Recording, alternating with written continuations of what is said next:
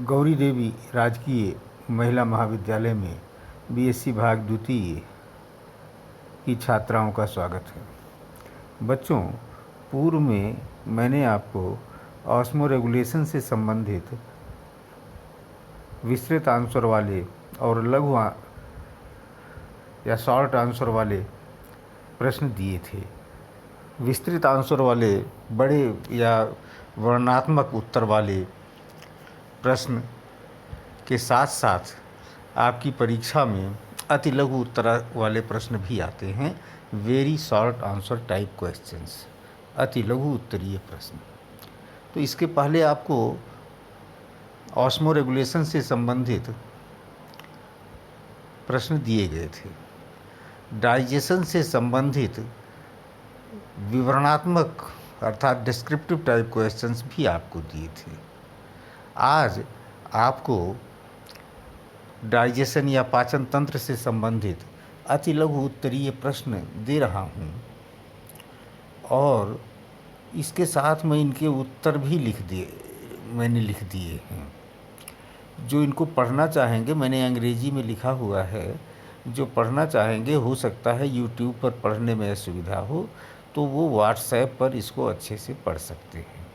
क्योंकि ये अंग्रेजी में लिखा हुआ है और कुछ विद्यार्थियों को अंग्रेजी में असुविधा होती है, इसलिए मैं इनको हिंदी में बोल दे रहा हूँ।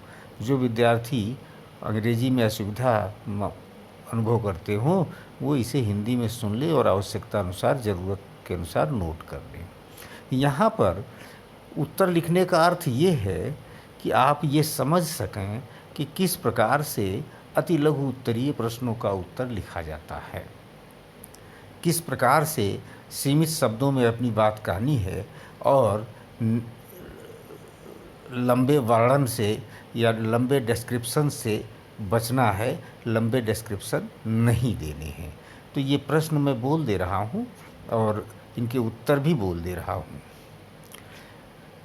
ये अति लघु उत्तरीय प्रश्न है पाचन तंत्र से संबंधित। इनका उत्तर सामान्य तौर पर 25 शब्दों में 25 वर्ड्स में दिया जाना होता है। प्रश्न 1, आहार नाल के विभिन्न भागों का नाम लिखिए। उत्तर होगा mouth, buccal cavity, pharynx, oesophagus, stomach, small intestine, vermiform appendix, colon, rectum और एनस। अर्थात मुख से गुदाद्वार तक के आहार नाल के सभी भागों के नाम इसमें मैंने बता दिए हैं, वही लिखना है आपको। किसी भी अंग का वर्णन नहीं करना है, नाम लिखने हैं। प्रश्न 2, छोटी आंत के 3 भागों के नाम लिखिए। डियोडिनम, जजुनम और इलियम। प्रश्न 3, लार ग्रंथियों के नाम लिखिए। तो उत्तर होगा पैरोटिड, सबमैक्सिलरी, सबलिंगुअल और इंफ्राऑर्बिटल। इसमें से इंफ्राऑर्बिटल मनुष्य में नहीं पाया जाता। चौथा प्रश्न है इंटेस्टाइन, आंत की दीवार के 4 औतकीय परतों के नाम लिखिए। ऊतक की 4 परतें पाई जाती है, कौन कौन सी हैं उनका नाम लिखना है। तो ये नाम आप सीधे लिख देंगे बाहर से अंदर की तरफ, सिरोसा, मस्कुलरिस, सब म्यूकोसा और म्यूकोसा। प्रश्न 5, आहार नाल की दीवारों में कौन से तंत्रिका जालक पाए जाते हैं। उत्तर होगा प्लेक्सस ऑफ मेसनर और plexus of Auerbach. Plexus of Meissner और प्लेक्सस ऑफ आर्बक ये आहार नाल की या आंत की गतियों को नियंत्रित करते हैं। प्रश्न 6, लार में कौन सा एंजाइम पाया जाता है। Salivary amylase. उत्तर होगा सेलिवरी एमाइलेज। प्रश्न 7, स्टमक से क्या क्या सिक्रीट होते हैं। उत्तर होगा म्यूकस कोशिकाओं से म्यूकस, पेराइटल कोशिकाओं से HCl और चीफ कोशिकाओं से पेप्सिनोजन। तो ये आप ध्यान से देखेंगे तो इसमें 3 प्रमुख स्राव हैं स्टमक के, म्यूकस, HCl और पेप्सिनोजन, तीनों का नाम लिख दिया गया और कहाँ से स्रावित होते हैं वो भी उसी के साथ लिख दिया गया। प्रश्न 8, स्टमक के सिक्रीशंस को कौन से हार्मोन नियंत्रित करते हैं? उत्तर होगा गैस्ट्रिन। स्टमक से स्रावित होने वाला गैस्ट्रिन स्राव को बढ़ाता है। इंटेस्टाइन से स्रावित होने वाला एंटेरोगेस्ट्रोन स्राव को कम करता है। प्रश्न 9, व्हाट इज पेप्सिन? पेप्सिन क्या है? ये एक प्रोटीन पाचक एंजाइम है जो चीफ कोशिकाओं से स्रावित पेप्सिनोजन के रूप में स्रावित होता है और HCl की उपस्थिति में पेप्सिन में परिवर्तित हो जाता है।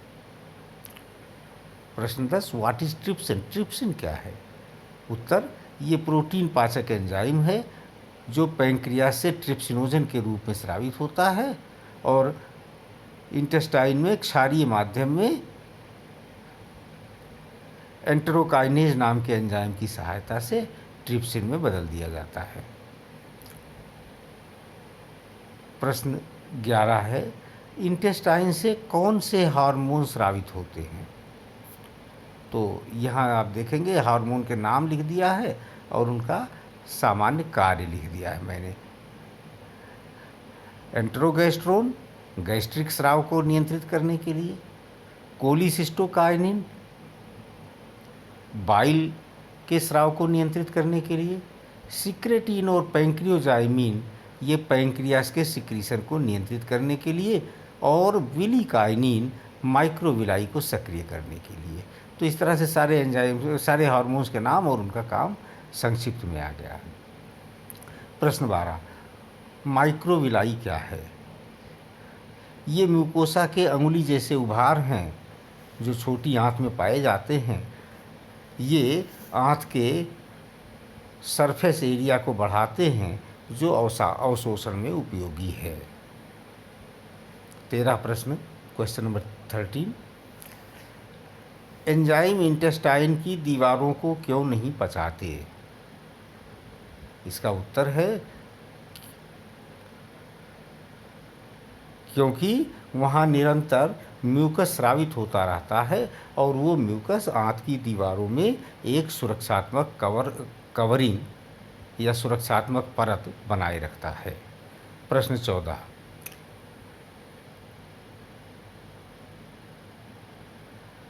इंटेस्टाइनल फ्लोरा से क्या समझते हैं? उत्तर, बड़ी आंत में अनेक प्रकार के बैक्टीरिया पाए जाते हैं जो पाचन और अवशोषण की क्रिया में सहायक होते हैं। इसे ही इंटेस्टाइनल फ्लोरा कहते हैं। प्रश्न 15, वर्मीफॉर्म अपेंडिक्स क्या है? उत्तर, इलियम और कोलन के मिलन स्थान पर ये एक बंद नलिका है। शाकभक्षी जीवों में ये सेलुलोज के पाचन से संबंधित है। मनुष्य में ये एक वेस्टिजियल ऑर्गन है और इसे इम्यून सिस्टम के कार्य से संबंधित बताया जाता है।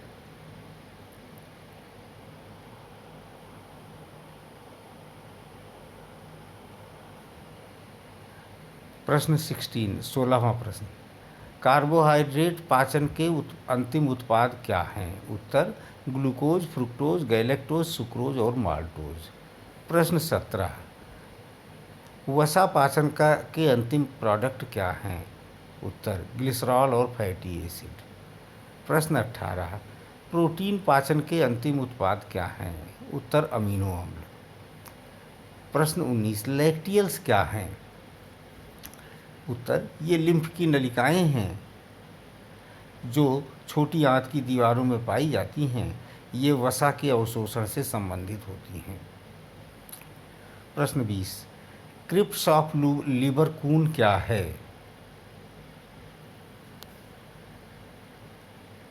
ये उत्तर है, ये आंत में पाए जाने वाले म्यूकोसा के फोल्ड हैं जो कि मस्कुलरिस तक धंसे हुए होते हैं। इनका मुख्य कार्य अवशोषण का क्षेत्र बढ़ाना है। ये सूक्ष्म ग्रंथियां भी होती हैं। प्रश्न 21, ब्र्यूनर ग्रंथियां क्या हैं? उत्तर, ये सब म्यूकोसा में पाई जाने वाली, छोटी आंत के सब म्यूकोसा में पाई जाने वाली ग्रंथियां हैं जो क्रिप्ट ऑफ लीवर कून से होकर के खुलती हैं।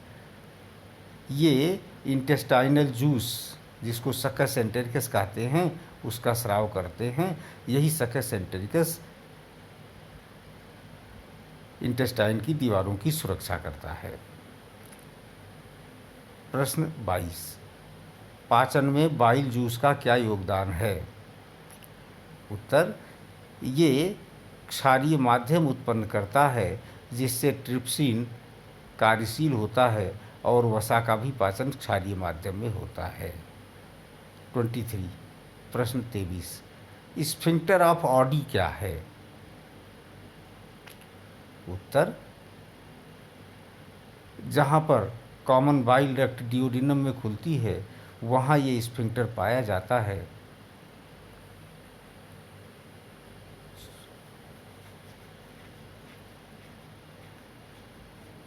ये बाइल और पैंक्रियाटिक सिक्रीशंस को इंटेस्टाइन में पहुंचने को नियंत्रित करता है। प्रश्न 24वां प्रश्न, कार्डियक और पाइलोरिक स्फिंक्टर्स कहाँ पाए जाते हैं? उत्तर, इसोफेगस और कार्डियक स्टमक के मिलने के स्थान पर कार्डियक स्फिंक्टर पाया जाता है। पाइलोरिक स्टमक और डिओडिनम के मिलने के स्थान पर पाइलोरिक स्फिंक्टर पाया जाता है। 25वां प्रश्न, हमारे भोजन में पॉलीमर और मोनोमर्स क्या क्या हैं? उत्तर, प्रोटीन, इसका पॉलीमर पॉलीपेप्टाइड है और मोनोमर अमीनो अम्ल है। लिपिड्स, वसा, फैट्स इसके पॉलीमर्स हैं और फैटी एसिड इसके मोनोमर हैं। कार्बोहाइड्रेट, कार्बोहाइड्रेट के पॉलीसैकेराइड्स पॉलीमर हैं और मोनोसैकेराइड्स इसके मोनोमर हैं। प्रश्न 26, saliva, gastric juice, intestinal juice, bile juice और पैंक्रियाटिक जूस की प्रकृति क्या है? उत्तर क्या होगा? सलाइवा और गैस्ट्रिक जूस अम्लीय प्रकृति के होते हैं। इंटेस्टाइनल जूस, बाइल जूस और पैंक्रियाटिक जूस ये क्षारीय प्रकृति के होते हैं। प्रश्न 27,